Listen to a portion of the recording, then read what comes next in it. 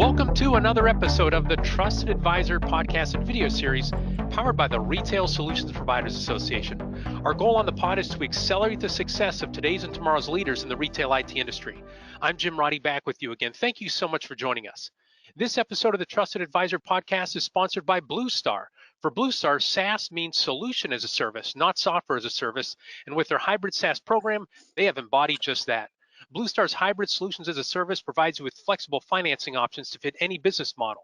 In our suite of offerings, you can bundle your software, hardware, service contracts, installation, training, and more into one low payment for your end user. And you get paid in any way you see fit, monthly, one lump sum, or a mix of both. Solutions can be paid for upfront and in full through the more traditional CapEx method or throughout a stint of monthly payments in the OpEx route. Rip and replace and subscription-based financing plans are also available to offer up to your customers. Partner today with Blue Star to optimize your business needs. For more information, visit bluestarinc.com. That's bluestarinc, all one word, .com.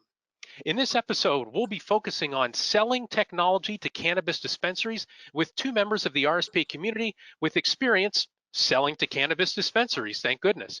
John Bachanov is the CEO of Software Developer Appspensary, an all-in-one point-of-sale system for dispensaries that allows their consumers to get cannabis delivered and pay for it all from their phone. And if you think that sounds neat, you're not alone. Appspensary was just voted the most innovative product at VARTech 2021, Blue Star's annual partner conference. Prior to launching Appspensary, John worked for TSYS for 3 years, and before that, he was a pitcher for the minor league teams for the Boston Red Sox, Chicago White Sox, and the Anaheim Angels. John, great to have you here. Good afternoon, Jim. Thanks for having me. Yeah, great to see you again. You and I were just hanging out at VARTech where you won that award. Congratulations. So good that I do have one question for you before we get going. We're going to start asking all our guests this now. What's the fastest you've ever thrown a baseball, John? Fastest I've ever thrown a fastball is 98 miles an hour. That's an interesting question. The first time I've heard that one in a couple of years. All right, good. All right, so you got up to 98. So Oscar, start stretching out your arm. So that was to our second guest, our Oscar Alvidrez, a business development manager for Custom America. Oscar has been part of the channel for nearly a decade, starting with Peak Technologies, known back then as Peak Risex. He worked for 6 years as a channel director for POSX before that company was acquired by Custom. One of Oscar's focus areas today with Custom is helping VARs sell solutions to the cannabis vertical. Oscar, welcome to the pod. Thanks for having me, Jim. Appreciate it. Great. And do you know the fastest that you've thrown? I don't think I've ever gotten over 50, so you don't have to be embarrassed here. I'm going to have to say 99. I didn't hit 100. Who'd you play for, Oscar? I can't tell you, man. Canadian League. It is true. We have no way of validating it, so you might as well go with 100 if you're going to go and top John on the guns there. So wonderful. Well, that's right. Yeah, it's measured in kilometers, so it doesn't. It's not quite there. So 99 kilometers. So John and Oscar are all members of the RSPA cannabis community.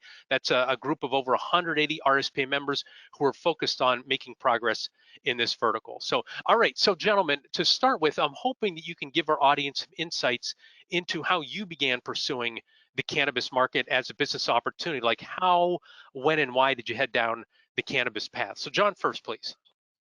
Yeah, so I was working for TSYS, and I was noticing that they didn't have a payment mechanism, an e-commerce solution. So I was doing a little bit of deep digging and found a company called Hyper. They had an e-commerce solution. So it's actually pretty interesting. The way we developed our system is the Hyper company had a YouTube video of how the payment mechanism works, and I sent it over to my partner. I said, hey, we need to make sure that our system works, in togetherness with this other payment mechanism, so people can, order online and pay online. Got it. So that's how you started. And Hyper is HYPUR, correct? Yes. Got it. And then how did you go from there? Like, how did you launch Appspensary? Was it a developer came to you? Did you go to them? If you don't mind talking about the genesis of Appspensary.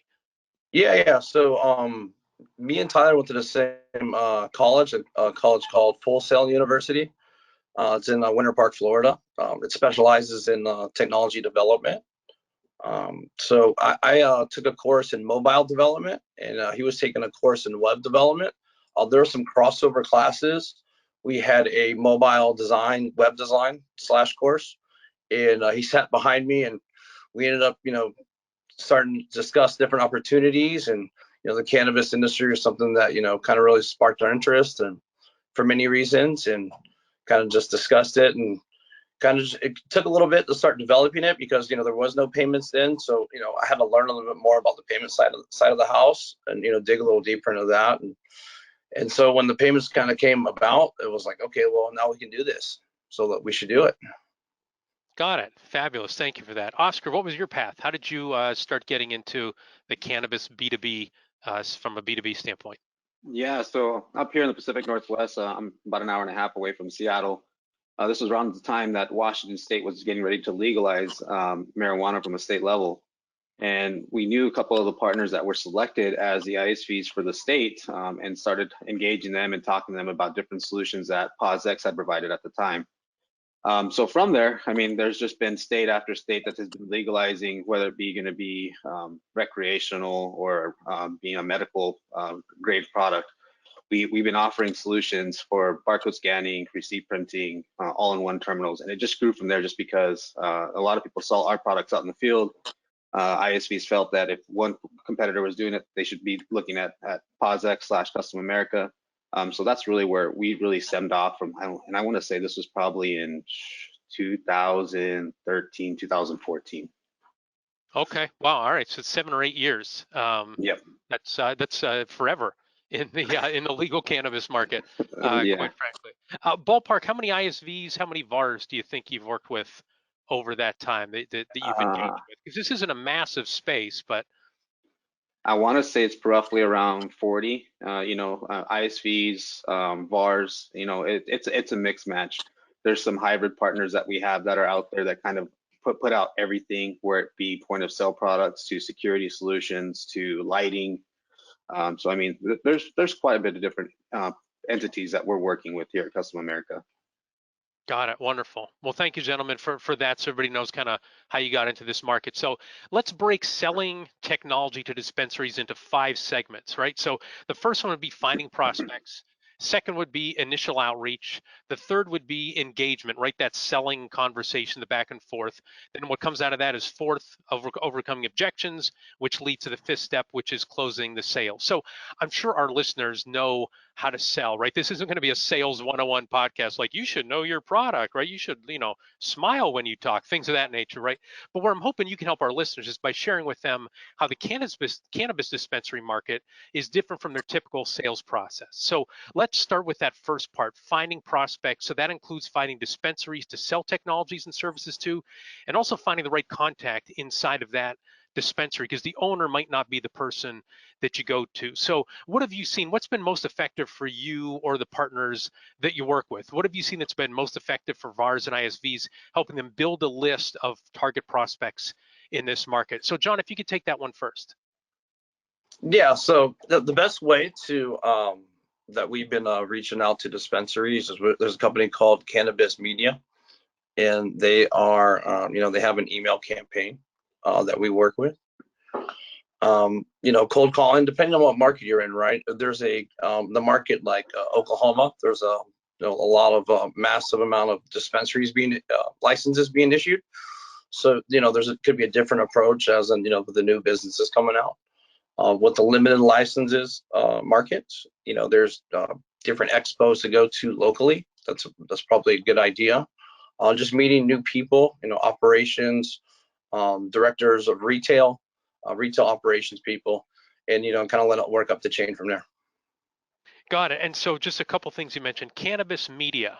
So if you can enlighten our listeners on that, like how much do you have to pay for that? If you don't mind me sharing, what do you get back from them? Like, is it a list with name, contact, phone, email? How much do people have to spend? What are they looking at budget-wise, if you don't mind? And then what would they get for it? It's low cost. I think it's roughly around like $100 a month. And it's just an email campaign. You can purchase per state. So whatever territory closest to you that you have a good chance of knowing people or having connections in, kind of utilizing that area and getting a list from them. It was a pretty strong list for us. Sending out email campaigns. Got it. And do they send the list to you, or do they send the list on your behalf? Do you get the actual contacts? You get the contact phone number, but they send the emails on your behalf, our behalf. Got it.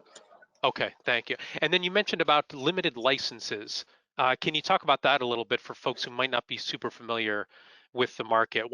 I mean, you don't have to run down every single state, but what's the difference between a state that has limited licenses and one that really doesn't have a limit? Yeah, for instance, Florida, I think it's around 32, 33 licenses. They're really expensive.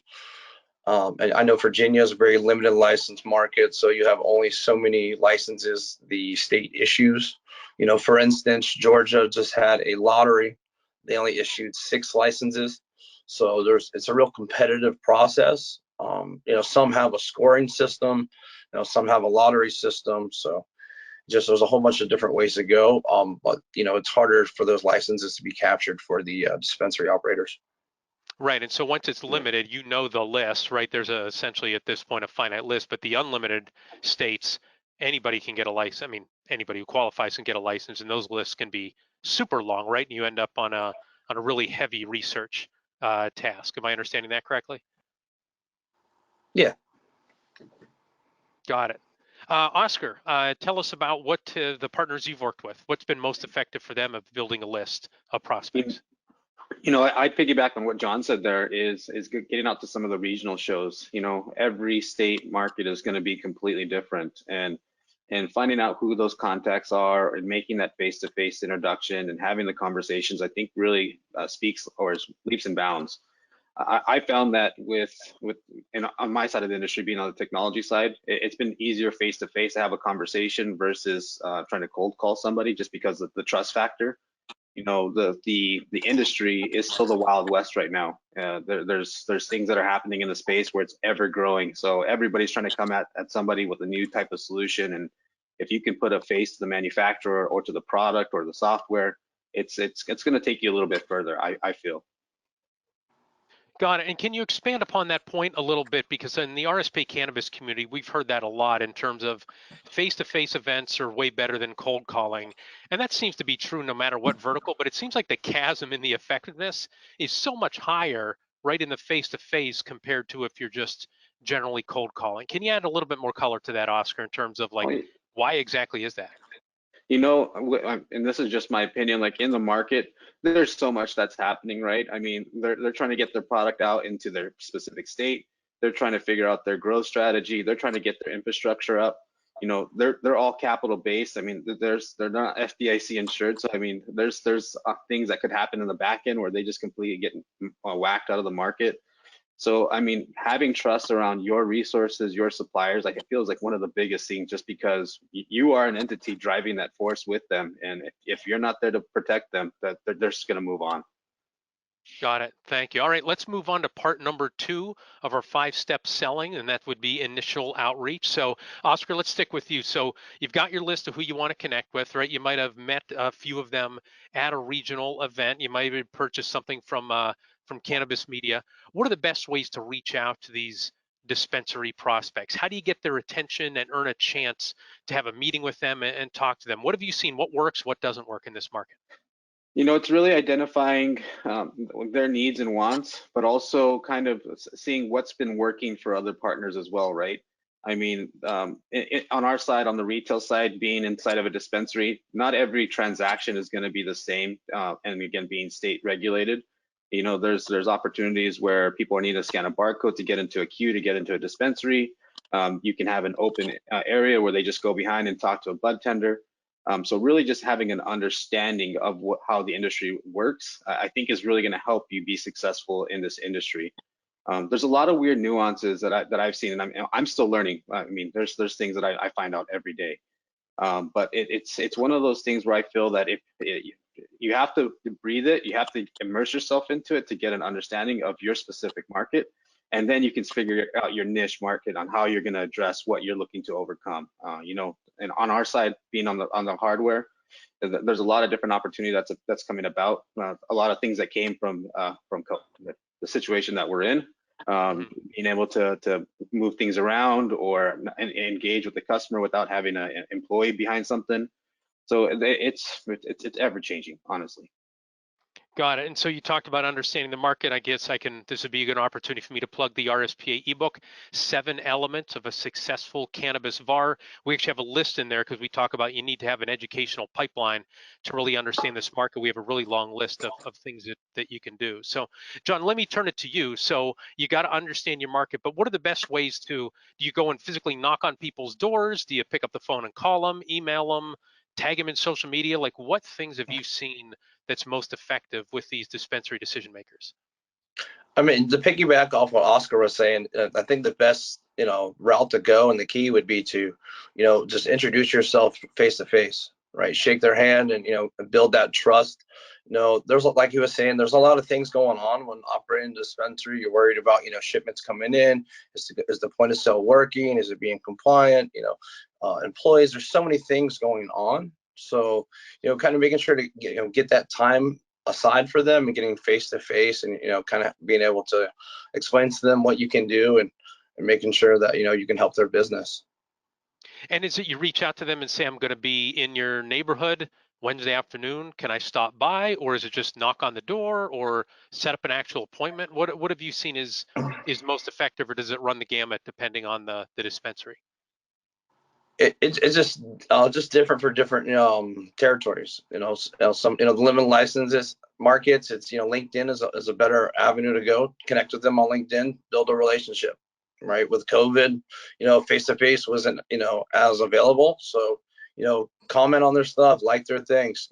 Talk back and forth with them and create that synergy and create that relationship going. So when the time does come to talk face to face, they know who you are, what you're about, and what mission you're on. So John, to add as well, I mean, in certain states and in certain pockets or areas, there's also cannabis communities that our partners could be joining into, so that they can get an understanding of the market. And there are decision makers that do attend those events because they want their name to be known. They want to talk about their product, and that's really how they grow in their specific market. Got it. And so you're saying become a part of those communities, show up at the face-to-face events, and just be able to, not that you walk in there with a flyer and hand it over to them, right? Get to know them a little bit. Am I understanding that? Correct. Got it. And is this a business card community? So like we're recording this right before I'm heading to MJ BizCon, the biggest trade show. And so I guess this is for my own edification as well. Do folks have business cards? Or are they like, no, we don't take business cards. We do everything electronically. What have you guys seen? I guess John first, then Oscar. I mean, I've kept it old school. I hand out my business cards and try to, get business cards as well. A lot of people have been doing the LinkedIn QR codes. I've seen that as well. Got it. Oscar, what have you seen? Same instance, still giving out my business card. There have been times where I'm not wearing my suit though, just depending on playing on your market. So maybe a golf polo might work out, but definitely business cards will work. And they have a business card they'll give to you. Is that right? Yes, sir. Okay, got it. Great. Well, just because this is a little bit inside baseball. So the RSPA, we have a regular RSPA cards.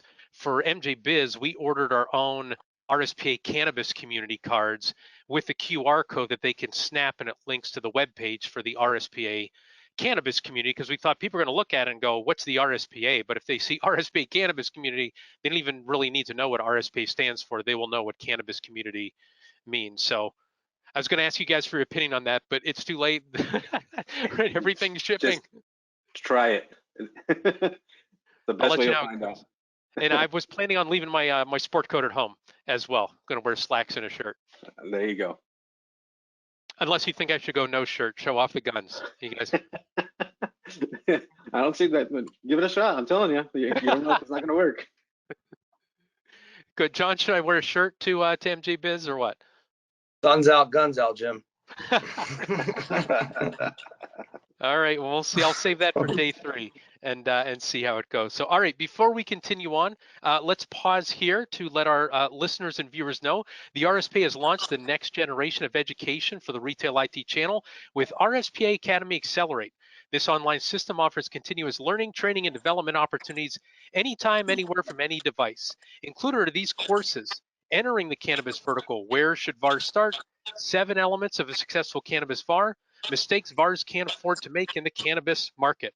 For more information on RSPA Academy EXCELerate, Visit learn.gorspa.org. Also, thanks to our sponsors who support the RSPA and make this podcast and video series possible. Our platinum sponsors are Blue Star and Shift4 Payments.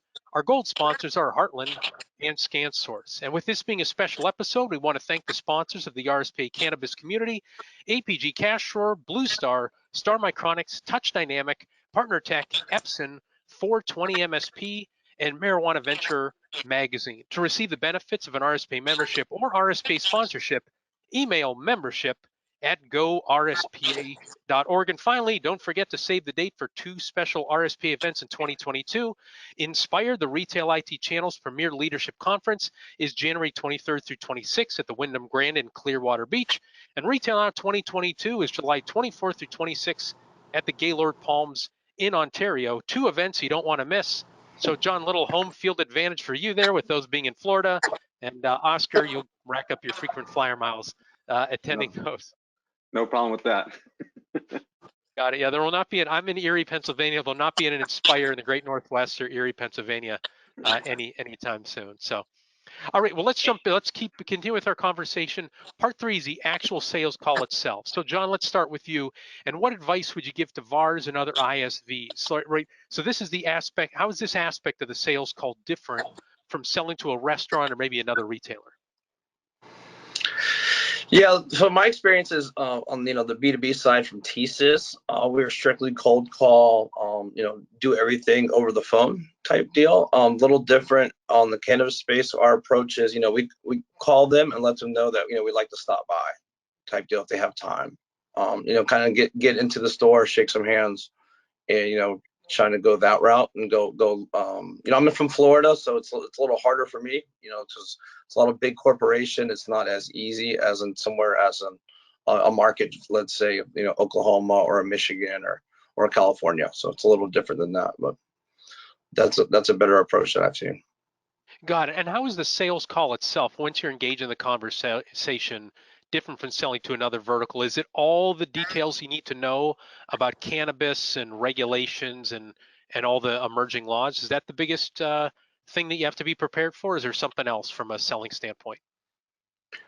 I hate to be cliche, but you got to know the product, right? You got to understand what their pain points are, what's going on with the certain track and trace system. Are they having issues with the data getting sent to the state? How's their compliancy holding up? A lot of these places get audited. They, once they get audited, and if the inventory doesn't line up properly, that's some heavy fines. So, those pain points can be pretty outstanding. A lot of people right now, there's a huge shift in online ordering. So, some of those point of sale companies have third-party software providers with the online ordering, so it gets a little bit expensive. So, we offer what's called a point of sale analysis, where we take those revenue, I guess I want to say those costs for the dispensary, kind of see if we can consolidate those costs and create a provider under one roof type deal instead of having multiple providers. Yeah, so talk about that. That sounds interesting. Like we're not trying to sell you anything. We're going to give you a POS analysis. What all goes into that? Is it something that is, digitized, or is it something that you just kind of do where you walk into their store? Do you mind sharing with our listeners and viewers some color to that? Yeah, we'd like to get that information up front before you go and get to the appointment in store. So you have those numbers ready for them. Depending on what state is in, some places have SMS services, so we ask them for their texting bill. We ask them for their online ordering bill. We ask them for their point of sale bill, and then we take all those together. We run an analysis and see how much we can save in costs. Got it. It seems like that would be of great interest to them, right? You're starting off with the ROI. Yeah, exactly. So yeah, we're providing a lot of value. But there's a lot of value in having one provider consolidating the services.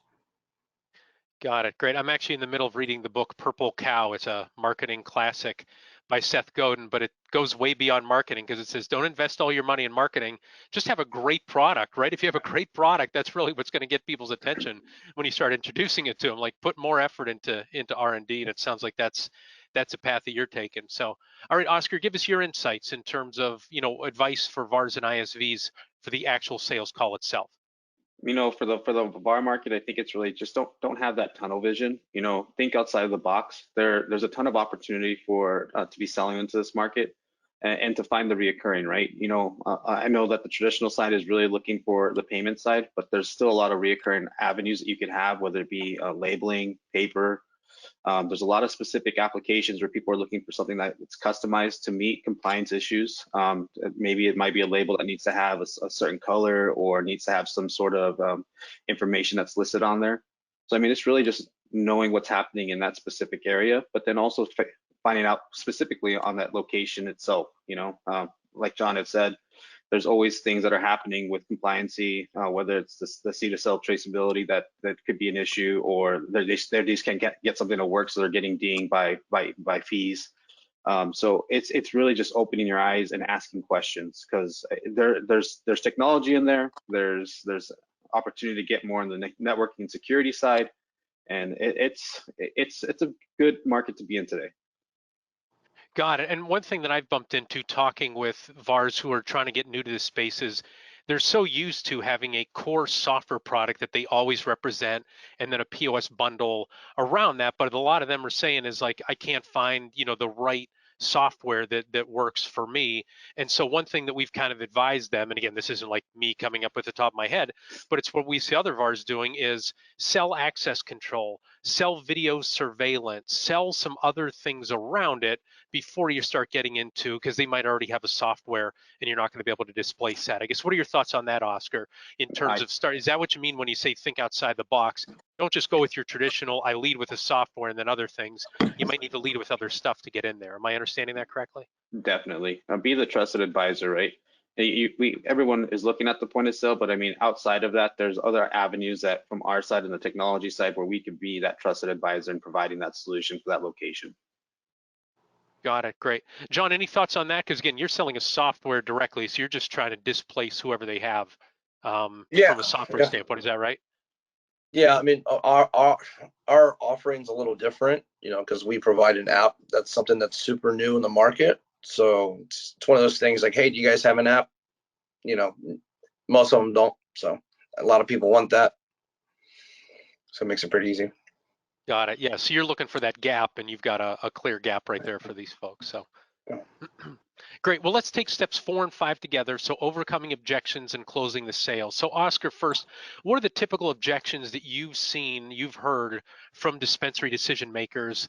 And then have you seen VARs and ISVs, overcome those and move it to become a sale?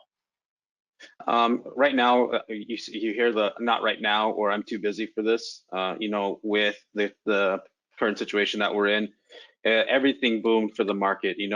Americans like to have their alcohol and their marijuana, honestly. And it seems like there's just been so many things that have been happening where things have been growing at an exponential rate. So we have seen some objections. But that just letting them know that you're still here. If there's anything that we can do to help, or if your current supplier is not meeting your needs, like we're still standing here waiting to earn your business. And that goes back to what we were talking about, and being that trusted advisor and having that face-to-face interaction. It's just like, if they know that you're around and you're just not here for the 1 year, the 2 year, they'll start knocking down some doors. And expand upon that a little bit, because that's one thing that we have seen in any new market, but especially in the cannabis market. You have a player who kind of does the hokey pokey. They jump into the cannabis vertical and then they jump out, and so they're not very reliable. Are you saying that instead of resellers jumping in and saying, I have to close this sale, and if I don't close them, forget about them, they've got to do more of a nurturing program? Yeah, maybe not right now, but stay in touch with them on some periodic basis. Is that what you're saying? Oh, definitely. Yeah. And as well, if as a VAR, make the relationship with their current provider as well. That's something that where it can offer an opportunity for them to help out in that specific region. They start earning trust with the partner in the space, and they might start making recommendations to them. Got it. Thank you for that. John, what would you say in terms of overcoming objections, moving folks towards the sale? What do you run into? How do you overcome them? Yeah, a lot of people are, they're not this time, right? They got a lot of things going on. With the compliancy, there's things changing so much. Compliancy, if it's coming from medicinal, recreational, there's just so much stuff going on. So not the right time. just making sure that you're following up, you're nurturing that relationship. A lot of times the point of sale doesn't always, isn't always up, right? Sometimes it goes down. So if you're nurturing and you're following up, you might catch them at the right time, and kind of making sure that you're there and you're their guy waiting in the wings.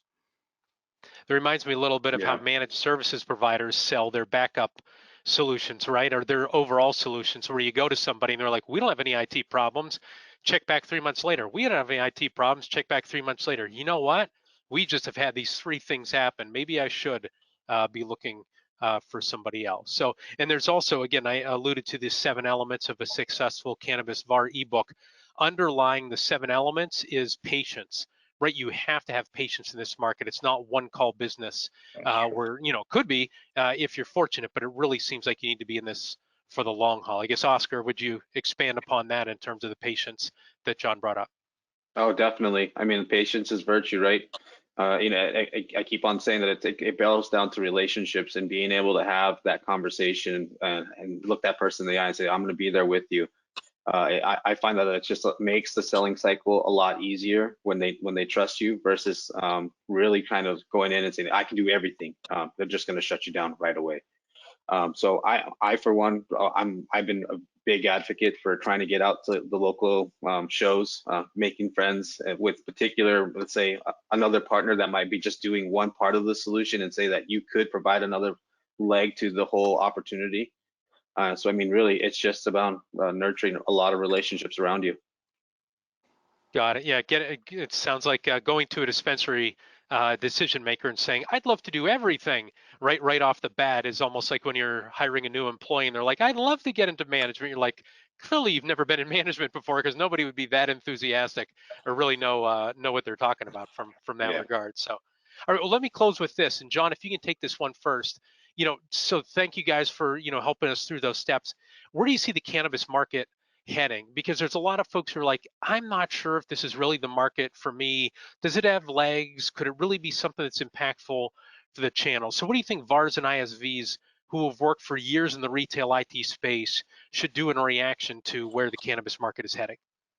I think they should start building relationships now.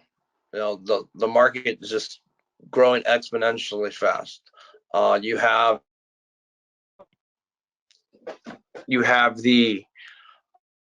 the new licenses coming out. New York's coming out. New Jersey's coming out. Safe banking, they're supposed to have a decision on that, or at least have something on that by October 20th. That's what the rumor is. So that's huge for the payment space. Federal legalization comes out. That's such huge opportunity. They might keep it state by state, but I would say to recommend to start creating those relationships now. Start speaking to the people in the cannabis industry and start moving in that direction. Got it. And the safe banking that you referred to has passed one House of Congress. It needs to pass another, and like you said, we'll see if that actually happens, but it should be brought up. What's your take on federal legalization? Because what I've heard folks say is, well, the Democrats are in control. They would be the ones who would be more likely to pass federal legalization. But of course, it's 50-50 in the Senate. So even if one goes against it, it's not going to happen. And then also somebody said they have a lot more on their plate right now than legalization, of marijuana, because dealing with the pandemic and everything, all the recovery from that. Do you have a prediction on that, or any insights in terms of where you think things will go from a federal legalization in the U.S.? Right. I mean, it's hard to predict politics nowadays, but if I have to say anything on legalization, I would just predict that it's going to happen by the end of the Biden campaign. Wow. So you think it'll happen within his 4 years in office? Yes. Okay. Wow. Interesting. Oscar, where do you see the cannabis market heading, and what advice do you have for VARs and ISVs who are more traditional, retail IT solution providers? It's not going anywhere. So you're going to have to get in at some point in time, or else you're just going to get left out, right? So the sooner that you can get in, the better. Honestly, it's one of those industries where it's going to take some time. It's not going to be something where it's going to flip on overnight. So I figured almost a year's sales cycle to start the whole getting your feet wet and starting to figure out the industry, key players in your specific market. Then you'll really find out about some real nuances depending on the state regulation. And then from there, honestly, like I'm with John. Like if you don't get in and you're looking more on the payment side, you're gonna have to start off from square zero, and there's gonna be people that are gonna be already 5 years ahead of you. Right, because they'll be providing those dispensaries with all sorts of other technology solutions. There's going to be a million people coming off the street banging on their door about payments, so you might as well become their trusted advisor now. Exactly. And so along the same lines, the same thing. So this is how I ended up my comments at the VARTech panel on the cannabis vertical market was, prohibition ended in 1933. Like right now in the year 2021, it's like 1930, right? We're starting to see this become more mainstream from a cannabis standpoint. Just like today, liquor is mainstream, alcohol is mainstream everywhere except daycare centers. Quite frankly, I bet if you check the top drawer of a lot of teachers in the daycare center, you'd find alcohol in there as well. John, do you feel it's that same way in terms of like, that's really what's around the corner here is just like somebody, back in 1930, should I get into the liquor vertical and the bars and restaurants that serve alcohol? Like the answer would be like, of course you should. Do you see it the same way, John? And then Oscar, I want to get your take on it. Do you see that's a good parallel with prohibition and that's what's around the corner for this industry? I think that we're going to see a lot more normalization, different ways for people to, ingest it, more beverages out there in the market. You're going to see it out there in like comedy clubs, in stadiums, a lot more open smoking. It's, very similar to alcohol. That's kind of up to the person and what they want to do if they want to jump into it. We've jumped into it. So, it's been exciting. You have to be patient. Learn the key players that Oscar was saying in your territory, and just kind of be patient and know that it's going to end up working out for you. So just kind of keep pushing through. Yeah, that's interesting that you bring that up because like there's a bunch of people, I'd say the majority of people wouldn't smoke anything, right? Because you just don't smoke. But if you have something to be able to drink or something that's in gummy or a different format, then more people be open to it. Oscar, what's your take on prohibition and that analogy? Well, so we provide hardware and hardware in Canada, and it's federally legal up there. And we saw exponential growth in the Canadian market during the pandemic. And I feel that once we start seeing some legalization here in the States, it's going to be the same route because there's certain states that they're just not going to legalize it, but there's certain states that are just embracing it. You look at the Colorado market, the Washington market, Oklahoma, it's been something where the way that it's put together, it can be successful. But once there is some sort of standardization and people understand what's going on, I mean, there shouldn't be a reason why it shouldn't be legalized. And for us being in it today and for how long we've been doing it, along with John, it's been, you get a chunk here, and then you just see exponential growth. And I can't advocate enough. Get in now, because if you're not, you're just going to get left behind.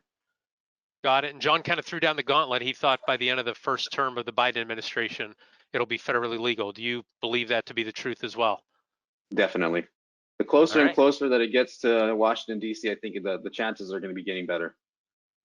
Got it. All right, well, that'll be interesting to see for sure. So, well, that does it for this episode of The Trusted Advisor. We hope you enjoyed our discussion. If you did, be sure to subscribe to the RSPA YouTube channel and the Trusted Advisor podcast so you never miss an episode. We'd also appreciate it if you'd rate us wherever you find your favorite podcast. My personal philosophy is the more stars, the better. And if you'd like to learn more best practices for VARs and ISVs in the retail technology industry, check out the RSPA blog. You can find it at gorspa.org and then clicking on RSPA blog. You can also find the 7 Elements ebook that we talked about by going to gorspa.org and then just typing in 7 Elements. You'll be able to find it that way. Before we go, big thanks again to John and Oscar for sharing their wisdom with us today. Thanks also to RSPA Marketing Manager Chris Arnold for his production work, Joseph McDade for our music, and last but not least, thanks so much to you for listening. Our goal at the RSPA is to accelerate the success of our members in the point-of-sale ecosystem by providing knowledge and connections. For more information, please visit our website at gorspa.org. Thanks for listening, and goodbye, everybody.